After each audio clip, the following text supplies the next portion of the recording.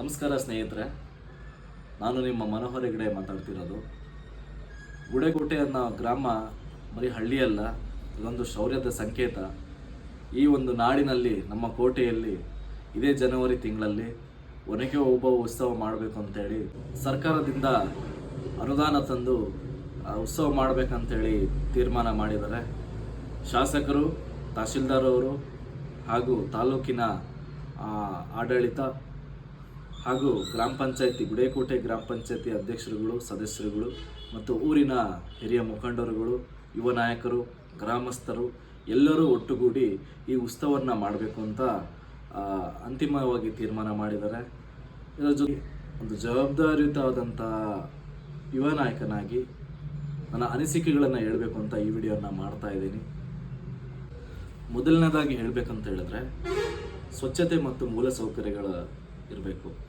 ಯಾವ ರೀತಿ ಅಂತ ಹೇಳಿದ್ರೆ, ನಮ್ಮ ಊರಿನಲ್ಲಿ ಬಂದಿರುವಂಥ ಎಲ್ಲ ಪ್ರವಾಸಿಗಳಿಗೆ ಮತ್ತು ಜನರಿಗೆ ನೀರು ಮತ್ತು ಶೌಚಾಲಯವನ್ನು ಅಚ್ಚುಕಟ್ಟಾಗಿ ಒಂದು ವ್ಯವಸ್ಥೆ ಮಾಡಬೇಕು.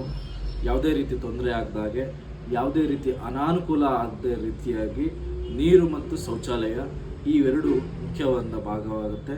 ಮತ್ತು ಸ್ವಚ್ಛತೆ, ಈ ವೇದಿಕೆ ಮುಂಭಾಗದಲ್ಲಿ ಆಗಲಿ ಅಥವಾ ನಡೆಯುವಂಥ ಒಂದು ಸ್ಥಳ ಆಗಲಿ ತುಂಬ ಅಚ್ಚುಕಟ್ಟಾಗಿರಬೇಕು ಅಂತ. ಎರಡನೇದಾಗಿ, ಸ್ಥಳೀಯರಿಗೆ ಹೆಚ್ಚಿನ ಒಂದು ಅವಕಾಶವನ್ನು ನೀಡಬೇಕಾಗುತ್ತೆ. ಯಾಕಂತ ಹೇಳಿದರೆ, ಈ ಮಣ್ಣಿನ ಒಂದು ಇತಿಹಾಸವನ್ನು, ಈ ಮಣ್ಣಿನ ಒಂದು ಗುಣವನ್ನು, ನಮ್ಮ ಇಡೀ ಗುಡೇಕೋಟೆಯ ಒಂದು ಚಿತ್ರಣವನ್ನು ತಿಳಿಸೋಕೆ ಸ್ಥಳೀಯರಿಂದ ಮಾತ್ರ ಸಾಧ್ಯ ಆಗುತ್ತೆ. ಹಾಗಾಗಿ ಒಂದು ಸ್ಥಳೀಯರಿಗೆ ಅವಕಾಶನ ನೀಡಬೇಕು ಮತ್ತು ಅವರಿಗೆ ಉತ್ತಮ ವೇದಿಕೆಯನ್ನು ನಮ್ಮ ಊರಲ್ಲಿ, ನಮ್ಮ ಕೋಟೆಯಲ್ಲಿ ಅವರಿಗೆ ಮಾಡಿಕೊಡಬೇಕು ಅಂತ ನನ್ನೊಂದು ಅನಿಸಿಕೆ.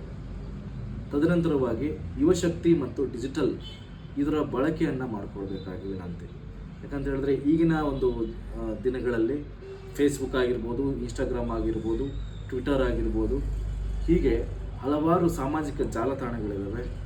ಅದು ಯುವಕರಿಗೆ ಹೆಚ್ಚಿನ ಒಂದು ಸ್ಫೂರ್ತಿಯನ್ನು ಕೂಡ ನೀಡುತ್ತೆ. ಮತ್ತು ಇನ್ನೊಂದು ವಿಷಯ ಏನಂತ ಹೇಳಿದ್ರೆ, ಭದ್ರತೆ ಮತ್ತು ಅತಿಥಿ ಸತ್ಕಾರ. ಇಲ್ಲಿ ಬರುವಂಥ ಎಲ್ಲ ಪ್ರವಾಸಿಗರಿಗೂ, ಎಲ್ಲ ಸ್ಥಳೀಯರಿಗೂ ಭದ್ರತೆಯನ್ನು ನೀಡಬೇಕು, ಸುರಕ್ಷತೆಯನ್ನು ನೀಡಬೇಕು. ಅದರ ಜೊತೆಗೆ ಮತ್ತೆ ನಮ್ಮ ಊರಿಗೆ ಬಂದು ಈ ಒಂದು ಒನಕೆ ಓಬವ್ವ ಉತ್ಸವನ ನೋಡಬೇಕು ಅಂತ ಅನ್ನಿಸ್ಬೇಕು.